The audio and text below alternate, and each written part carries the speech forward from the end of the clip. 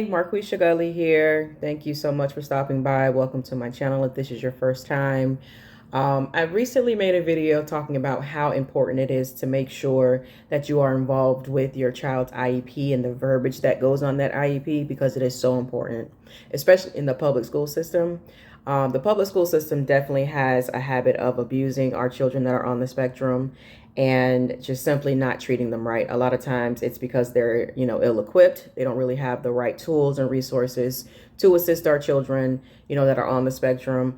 My son is level 1 autistic and ADHD, and we literally just had the worst experience ever when he came into middle school. And I hear from a lot of different parents, the experience of going into middle school has been fucking traumatic. It's where shit usually hits the fan.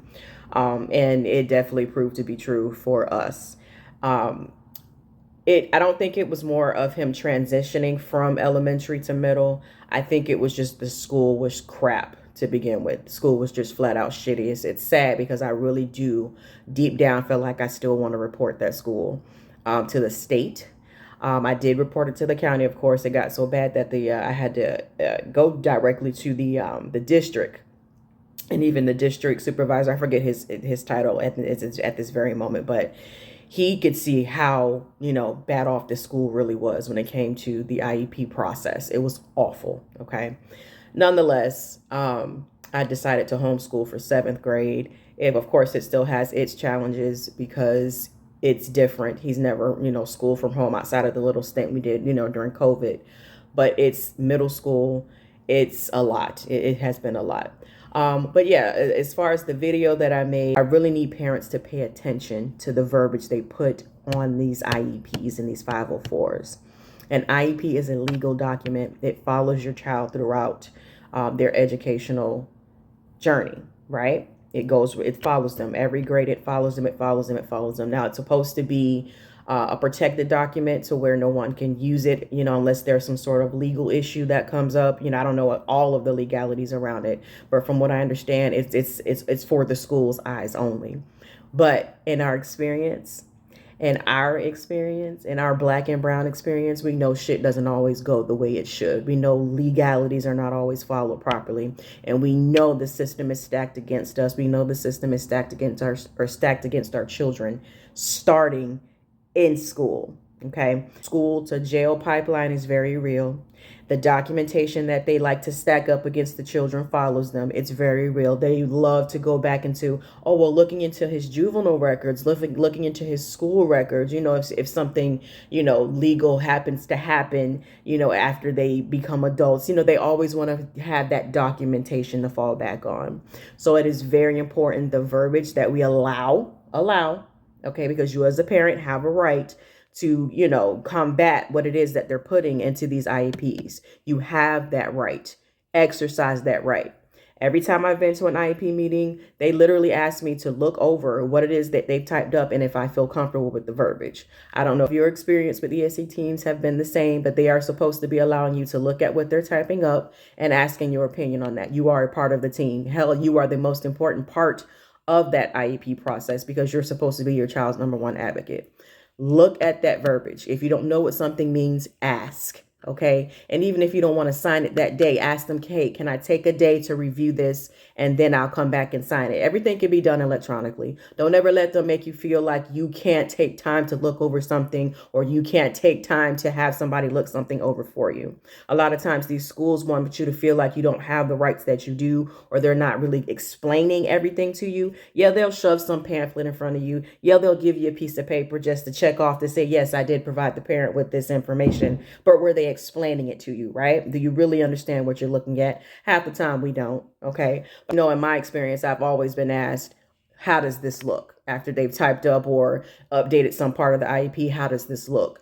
You are responsible as the parent to look at that stuff and say, hey, I'm not comfortable with this, or this is okay, before they move forward. So I just wanted to give you some examples of things to look for during those IEP meetings, some of the words to look for, some of those damaging words, some of those really harsh words that they try to use against your child. Some of those things you need to be looking out for, and alternatives you can offer to them to be replaced instead of some of those harsher words. Hopefully you have a strong ESC team. Hopefully you have the people that are working on these documents. Hopefully they have enough education and enough common sense to not use these horrible words against your children or use these more harsher words against your children.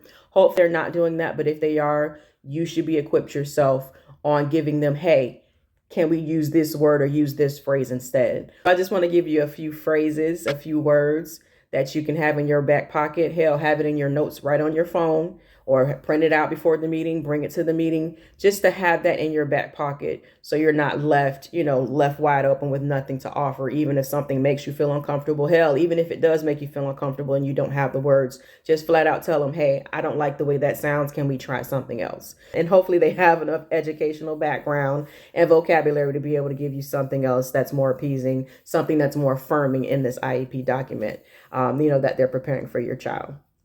So if you are dealing with an autistic child, of course, one of the big words is going to be defiance. Okay. They take the child not following instructions or just constantly refusing to do something as defiance.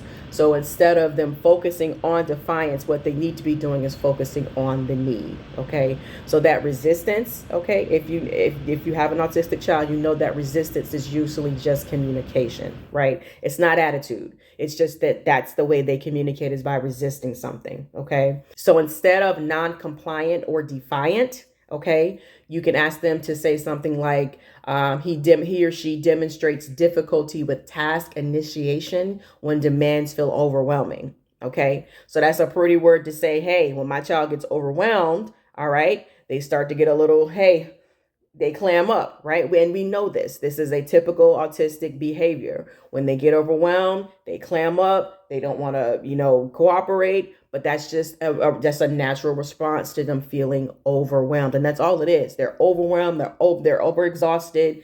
And they clam up. They can't help it. So don't let them describe your child in writing as just simply defiant. No, they demonstrate difficulty. They're having difficulty with starting a task if something feels too overwhelming. Okay.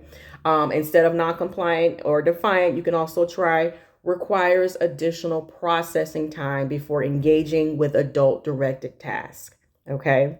So again, that's a pretty way of saying it. If an adult tells them to do something, all right, and they're not immediately getting to it, instead of just calling them defiant, they just require additional processing time. So my son recently just did a reading test, and it validated what we already knew. He has a slower processing time. It doesn't mean he's slow. It doesn't mean he can't learn. He literally just have a slower processing time. And I see this too, just being around the house. He is slower to process things. Even the way he moves is slower. Okay. So sometimes they do need a little bit more time before they can start something that they're being told to do. Okay. So again, requires additional processing time before engaging with adult directed tasks. And I'll put all these in the caption as well, so you can just copy and paste if you need to. So again, instead of non-compliant or defiance, you can put that, ask that they put that the child may pause or withdraw when expectations are unclear or rapidly presented. Have you ever rapid fired some directions at an autistic child? Okay, you can literally see the fire coming out of their head. They're literally spazzing out like, hold on, that's too much. And it really is. You're overloading their nervous system. You cannot constantly give them back to back to back to back tasks. You cannot overload them that way. So they literally will pause or just step back or walk away from it or elope because you have overwhelmed them. Or you keep asking them to do something that does not have clear instructions. Okay, so again, it's may pause or withdraw when expectations are unclear or rapidly presented. Okay, so AKA my nervous system is saying stop. Okay, and if you're not respecting the stop, they're going to spaz the hell out, and we know this. Okay, so this again was just some alternatives to the non-compliant or defiance. I definitely will be doing more explanations on other phrases, other typical phrases that that we find in the IEP that might be strong. Some of these stronger words or negative words such as refuses to work, avoid tasks. I'll be doing more videos on those. If you enjoyed this, let me know in the comments. If it helps, let me know in the comments, and stay tuned for more.